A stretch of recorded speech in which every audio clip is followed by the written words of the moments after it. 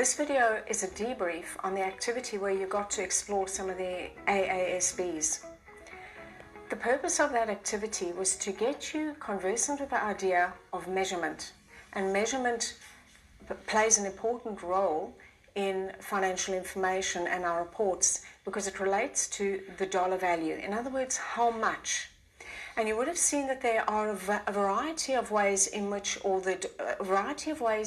we can measure the dollar value of an item. So the dollar value could be the initial purchase price, or what we call the transaction cost, and in accounting terms referred to as historical cost. But alternatively, we could use a market value. In other words, the value that the item could be sold at, which might be different than its original cost. We could even have a different value to that, which is what's called the book value or the carrying value. And that's unrelated even to the market value or the purchase price, and that could be its depreciated value. So the accounting standards give us guidance about what type of measurement can be used in which circumstance. This will help you when you're interpreting financial information in that you are able to have a sense of how they've approached that measurement.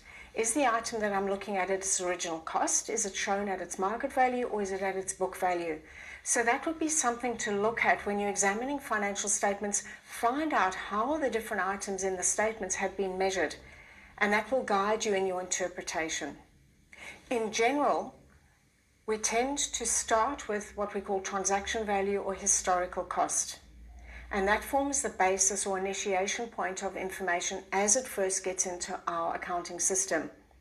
Subsequently, we have options, or the accounting rules allow us to choose different measurement models.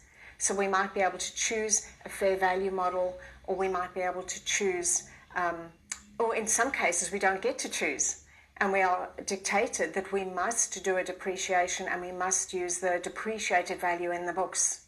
So that's all set out in our standards. Over time, there has been a move away from historical cost more towards the market value. But again, as we looked at before, have a look in your financial statements and see what measurement value and different items in the financial statements might all be using their own different measurement approach.